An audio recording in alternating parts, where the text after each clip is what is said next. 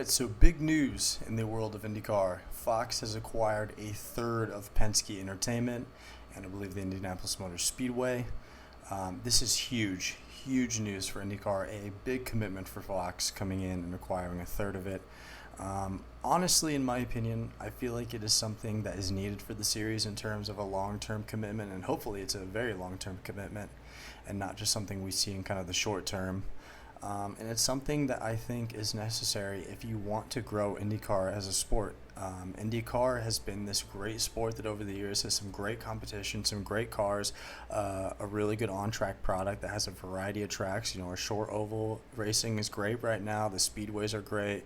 The road and street courses can use some work, but I mean, you know, you still have your bright spots in there. So, I mean, I feel like in terms of where things are going, and especially the craze with the open wheel market right now that Formula One has brought into America, I feel like it's the perfect time for IndyCar to capitalize on that and to kind of grow the sport a little bit, especially with the younger generation that's really getting into motorsports right now that you've seen on a variety of social medias. I've seen it all over TikTok. I've seen it on Twitter. And it's something that IndyCar needs to take advantage of because it's this really good sport right now that has a great product that's not being broadcasted to a lot of people right now, and a lot of people don't know about it.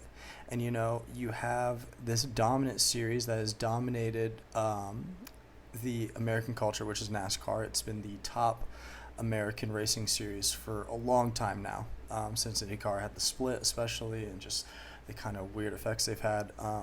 This is the perfect time. I mean, NASCAR is in a weird stage right now, I'd say, and it's the perfect time for IndyCar to take over, honestly, in terms of a long-term gain here. Going to be putting the link down below for the article if you want to check that out.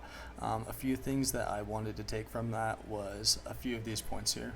In innovative and industry-leading racing and entertainment events. So hopefully some better promotion for this, obviously, which we kind of need for some of these tracks. A hyper-engaged digital strategy and immersive content focus.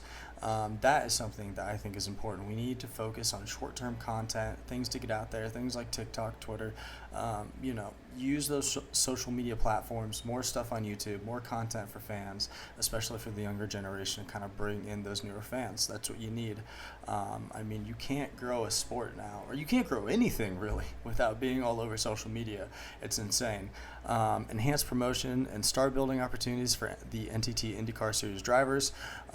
We have stars. We have stars in the making. Obviously, we have the prior ones in history. Your Scott Dixons, your Will Powers, that are legends. In the old, obviously, you kind of have your mid-range generation with like a Joseph Newgarden, and then you have your newer ones with an Alex Palou, Pato O'Ward, David Malukas. You know, these younger stars that we are currently building on the IndyCar side, that these people, the younger generation especially, can attach themselves to and kind of build that connection with, like I did when I was 10 years old and I started watching IndyCar for the first time, and before that, and really started to invest myself in it. I found that connection, and it's something that's really important if you want to really grow the sport. And then also another thing from the article I saw, so far the 2025 IndyCar season is averaging a 31% increase in viewership in 1 year. That's really great to see. Obviously, I understand with some of the races people are pissed off about the ratings, but I mean, overall, on a grand kind of scale here, looking at it, it's been better in viewership this season. This partnership with Fox has been a step up from what we saw from NBC.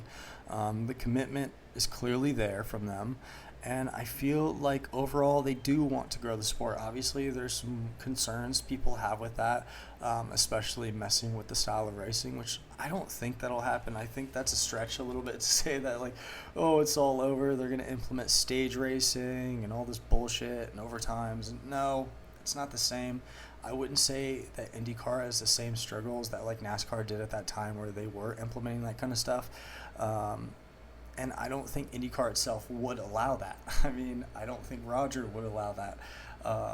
So yeah, I mean, I feel like overall for IndyCar's future, I think this is good, and hopefully it continues to get better. It's a market that's growing right now, and IndyCar needs to get itself out there and really promote itself because it's a great sport that needs to be viewed by more people, especially trying to get more races potentially even out of the country. NASCAR is out at Mexico City. perfect opportunity for IndyCar to step in, which I know they've had talks about it. You have a superstar in Pato O'Ward, which going to Mexico City, do you understand the absolute insanity that would bring with the fans that like he already brings? Giving him a home race like that would be crazy. That's what they need to do. It's opportunities like this that they need to capitalize and build on and just take. You see it right in front of you. It's like smacking you in the face, basically. It's like, you got to take it, man. I want to see a race in Mexico City. I want to see more races in Canada. I want to return to some of the big tracks that we've had in the past, some of these big ovals like a Richmond or a Homestead. I want to see these things come to IndyCar because, we had these great things in the past in the sport that was really growing until we had the big split. And then, things kind of just fell apart a little bit. And it's kind of been this just smaller promotion that people saw or people didn't even know about. I mean, before in the past, when I've talked to people about IndyCar, it's been like, oh, they have a race other than the Indy 500. It's insane. A lot of people they still don't know that IndyCar has a full season besides the Indy 500 for like casual viewing. It's crazy. So I've kind of said this a million times, I think, already in this, but it needs to continue to grow itself and promote itself because that's what's going to create long-term success in the future. I feel like this is good for IndyCar. You need that more long-term commitment to make it grow. And also, let's get some more primetime races on there as well. I mean, we had that primetime race Sunday night for Gateway. That was awesome to see. We need to continue to do that. You could do that for Iowa next year and Milwaukee, honestly, is what it should be happening. We should have 3 night races on the schedule at least. Those 3 in particular, because the short oval product right now has been really good compared to everything else. So, I mean, you have these things that could really grow the sport, and I think it's necessary. So yeah, I'd be interested to hear what anyone thinks down below about this. Do you think this is positive for IndyCar? Do you think this is negative? What do you think are some of the changes that we could possibly see in the future with this? And yeah, to have a good rest of your day, and take care.